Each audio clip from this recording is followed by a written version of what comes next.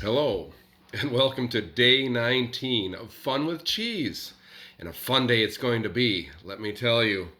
Today's episode is called The Jack Strikes Back. Zoom, zoom, zoom. Remember yesterday we talked about a man by the name of David Jack and how he pretty much jacked the Monterey region out of everything they had and stole their cheese and took it all over and marketed it. Well, we're going to go into that story a little bit today. But first, our sponsors.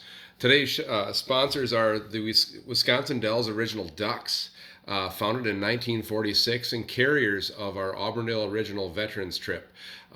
They take us on two ducks with 24 vets in our leadership class on a trip down the Wisconsin River and do what the Dells Duck tour guides do best, and that's entertain. Certainly appreciate what they do and all the years of service they've had. Our other sponsor goes out today is Mack Trucks. Matt Grove got me excited about doing a mac and cheese show that we're going to be talking about today. And I said, well, you get me a Mac truck shirt and we're going to be throwing a mac and cheese show together. You'll recognize the Mac trucks out there as they are the ones with the silver tankers in the back and the Bulldog in the front. Mac truck is the last all-built U.S. truck in the United States today on the road. So shout out to Matt and Mack Trucks and the original Wisconsin Ducks. So we have the Kojak strikes again. And it goes back to Britain. Crazy Brits always think they have the market on things, but they may have done something, but it's not quite what we like. The Brits thought, well, we'll take our white cheddar and our yellow cheddar and we'll blend them together and get what we call our marble cheddar. Marble cheddar. Yes, we can say that in a British accent. But in Wisconsin, we always do it better because we have more licensed cheesemakers in our state of Wisconsin than anywhere else in the world.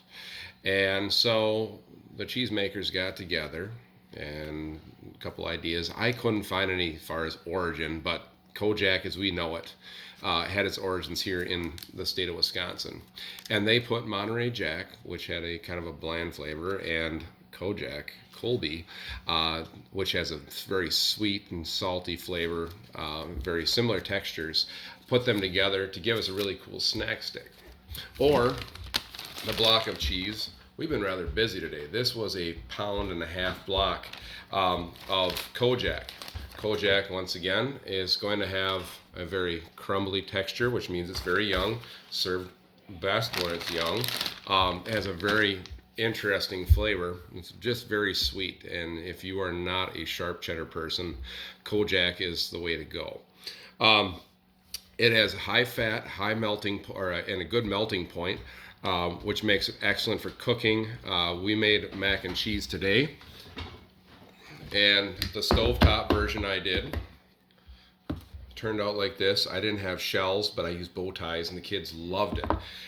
So we're going to take this, and we're going to make fried mac and cheese. Now, I don't have any secrets for my recipes. I use Alton Brown, Good Eats. He's kind of my mentor as far as like getting cracking into different cooking things. And then the other one we used for our mac and cheese was his recipe of his that used either sharp cheddar or Gruyere. I chose Gruyere, and there's panko breadcrumbs on top with a little bit of butter, so it was dairy all throughout. My kids filled themselves up and said, I'll stay. Done. It wasn't the no thank you bite. So anyways, we're going to make fried mac and cheese tomorrow and have some fun with that. But Alton Brown, Good Eats, mac and cheese recipe, stovetop or baked mac and cheese, blows it out of your mind.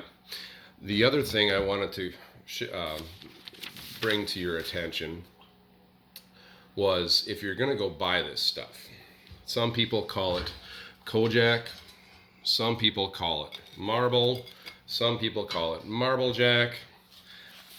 I don't know. I like to call it just Kojak. And the thing about it is that when we take this cheese, and you're going to see it, Ooh, it's so good. It's so hot. But I have to tell you, another way that you can make your Kojak even better, and your grilled cheese even better, is if you take the saltiness of the cheese and a little sweetness from strawberry jam. Now you might be saying, he's nuts, he's crazy. You're locked up for the next 40 days. You're going to get crazy when it comes to eating stuff. It's going to give you an amazing flavor and some sweetness to boot. So you can see this stuff melting out of here. I did it in a panini press. Not my favorite way to do it, but that's the pan that I had dirty, and I didn't want to wash another one. So you're going to see stretch in grilled cheese. I like to shred it on. It melts a little easier. I'm a mac and cheese guy. You can make them up ahead of time, put them on a pan, 6 or 8 of them at a time, put them in the oven at 350. It'll melt out, toast up, and you'll have a really good time. One last thing today, we have 2 special shout outs going. Miss Betty Panic, who lives in Auburndale, celebrating her birthday. I'm not going to say how old she is, but she's turning 41 again for the second time. And Mrs. Cheryl Clowitter is 39 again. They both are tremendous ladies in our community, and we just want to send birthday shout outs. If you know where they live, drive by, honk the horn. Remember, cheese is milk's step into immortality. And you are going to love Kojak.